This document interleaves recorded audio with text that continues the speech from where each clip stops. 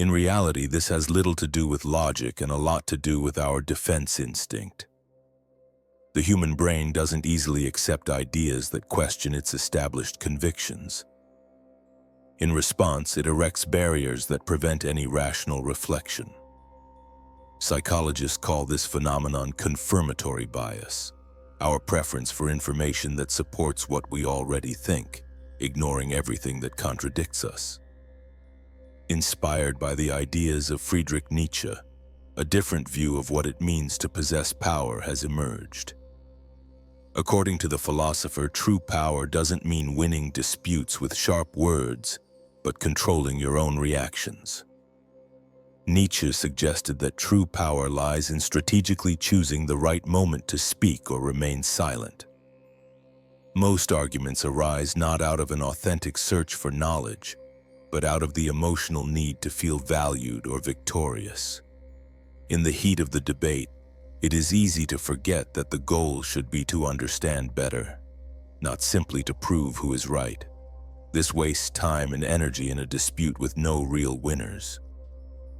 When the main purpose becomes to validate oneself, the conversation quickly turns into an emotional confrontation, where words are of little importance in the face of the egos involved. Reacting impulsively further weakens any argument. That's where the silent power of strategy comes in. Remaining silent at certain times breaks this negative cycle. By opting for strategic silence, you leave room for the other person to lower their defenses and become more open to real dialogue. This pause can be more influential than any detailed explanation. So the next time you're about to argue, stop and try a new approach. Control your emotional reaction, use silence consciously, and realize how it can radically transform your daily interactions. Have you tried strategic silence, or do you intend to try it in your next interactions? Leave a comment below telling us about your experience, and take the opportunity to leave a like if you enjoyed this reflection. Have you ever noticed how losing your temper and reacting impulsively during a conversation automatically means handing over your power to the other side? Those who give in to provocation are actually being led by the situation, while those who remain silent retain real control over the course of events. Discussions are rarely decided by the strength of arguments. What really determines their outcome is emotional mastery and personal firmness. For Friedrich Nietzsche, true strength was never related to responding quickly to every stimulus, but to the ability to manage one's own emotions. Nietzsche saw power as something much more sophisticated than mere physical or verbal imposition. In his view, the most powerful are not those who dominate others, but those who first dominate themselves. Central to this idea is the concept of the Übermensch, a figure idealized by Nietzsche. The Übermensch does not react on impulse, does not waste emotional energy desperately trying to convince, nor does he allow his environment to dictate his conduct. Instead, he observes carefully, evaluates each situation calmly, and consciously determines the right moment to intervene, or simply to shut up. In this context, silence takes on a special meaning. It is not weakness or omission, but a conscious and powerful strategy. When you master the art of being silent at the right time, you effortlessly establish respect. Instead of getting into the emotional exhaustion of constant debates, your calmness ends up exposing the other person's insecurities. Silence has a surprising effect on people. If someone is waiting for a reaction from you and you simply choose to pause, this immediate absence generates anxiety and disorientation in the mind of the interlocutor. Our mind naturally rejects emptiness and seeks to fill every silent interval with assumptions and internal concerns. This is exactly the hidden power of strategic silence.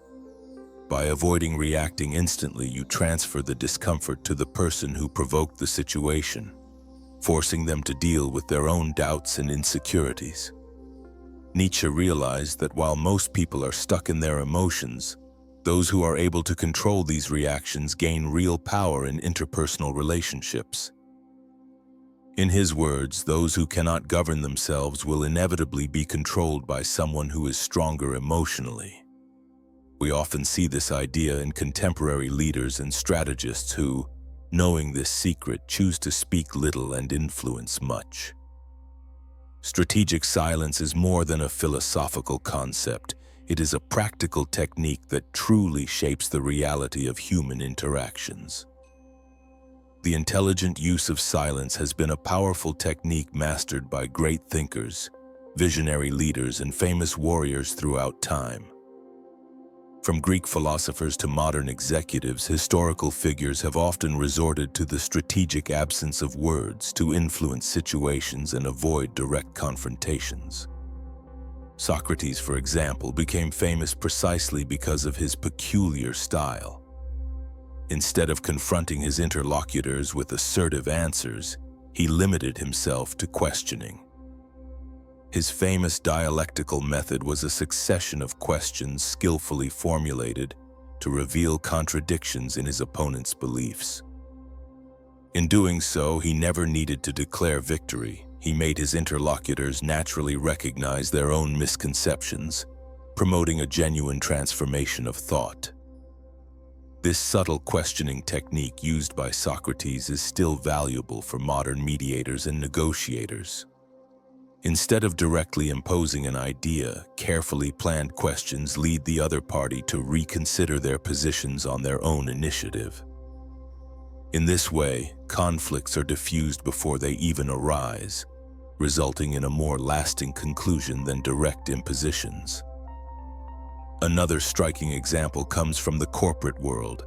Steve Jobs, renowned for both his genius and his strategic discretion in his words. In important meetings, Jobs rarely filled every moment with opinions. On the contrary, he was a master at creating long, disconcerting silences, leading colleagues and partners to break the discomfort of the moment with suggestions and concessions, often aligned with the objectives he wanted to achieve. This calculated technique gave his words much greater importance when he finally decided to express them. Jobs set the pace of discussions and used the pause consciously, leading others naturally to reflect and decide in his favor.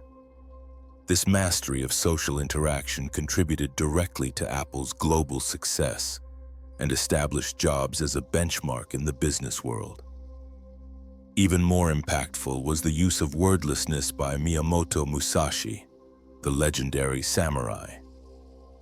For Musashi, a fight began long before any physical confrontation. He intentionally delayed his arrival at duels, subjecting opponents to the pressure of waiting. This psychological strategy slowly eroded the enemy's confidence, giving him a decisive advantage before the fight even began. Musashi also adopted a minimalist style in battle, observing carefully, waiting for the perfect moment to act. His strategic patience made him a legendary warrior, proving that self-control and silence were more effective tools than any rash attack. To control silence is to control the entire circumstance. Whether in an argument, a delicate negotiation, or even a literal battle, those who remain calm and carefully manage their pauses hold the real power in the situation.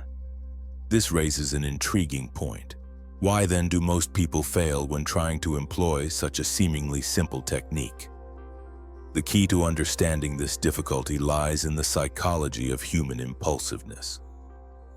Although strategic stillness is extremely effective, the human brain is programmed to react immediately to the slightest challenge. Arguments are perceived not just as exchanges of opinions, but as battles for recognition, personal control, and identity affirmation. The big villain here is the so-called confirmation bias, the instinctive tendency to pay attention only to information that confirms our pre-established beliefs. When someone challenges our concepts in a debate, we don't see it as a possibility for growth, but as a direct threat. The brain reacts to the situation by protecting its convictions at all costs, dismissing logical arguments without even evaluating them properly. In this way, instead of productive dialogue, an endless cycle of emotional resistance emerges. Another reason why many people lose their cool in the face of criticism is that they interpret any objection to their ideas as a personal attack. When political, religious, or moral convictions are questioned, our brain amygdala, responsible for emotional reactions, immediately activates defense and aggression mechanisms. In this context, remaining silent is not passivity, but a gesture of strength. It shows that you have full control over yourself and don't need to fight back every provocation. Many people mistakenly think that speaking loudly or aggressively ensures influence. However, true power never lies in controlling others, but in controlling your own emotional reaction. Look at the most influential historical figures. They were almost always those who mastered the right moment to listen, observe, and act, not necessarily those who spoke constantly.